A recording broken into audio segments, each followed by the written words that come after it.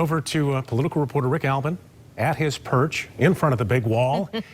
Rick, set the stage for us. Where do things stand here now on Election Day Eve? Well, we looked earlier at the Electoral College and we went through the scenarios that could happen based on those states that are leaning towards one of the other candidates. And we showed you how Joe Biden has probably an easier path to get to 270.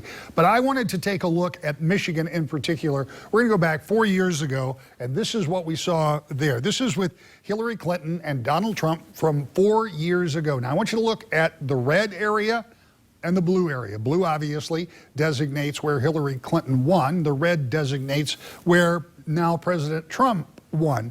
But that's not the whole story.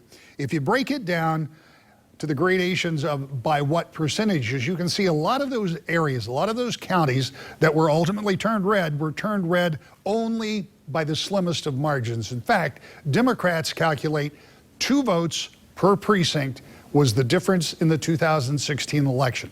So the get out the vote effort that's been going on this state on both sides is really going to be the most important and telling thing. So tomorrow night, when we start looking at this map, what we're going to do is we're going to start looking at these places where we're seeing blue from 4 years ago and find out what that intensity is. Remembering, as I told you before, those first returns that are coming in may not be indicative of what's still waiting in the absentee. But nonetheless, we want to see how this starts to light up. Yes, red and blue is important, but the degree, the number of votes, and where they're coming from makes a really big difference. So on a statewide level, this is what I'm going to be looking at, Brian. And by the way, we'll do the same with the U.S. Senate race because we'll be watching that very closely. You know, we talk about the presidential race, and it is vitally important. There's no question about that.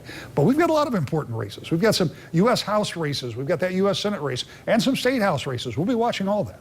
No, yeah, Rick, I'm glad you touched on that because it'll allow us to drill down on some of those races. As you said, the Senate race, we've got a hotly contested 3rd Congressional District race here in West Michigan, all of the other down ballot issues. A lot to talk about even as we're waiting for the results for the presidential campaign to come in. Yeah, and let's hope we have enough to talk about for several days when it comes to the presidential. We are expecting that, that those final ballots, those final absentee, particularly in the presidential race, could be somewhere along Friday. Now, we hope they come in earlier, but we keep telling you that so your expectations are not that we're going to be able to say tomorrow night that one or the other candidate won the state of Michigan. I do not have that expectation at all. All right. Rick Albin,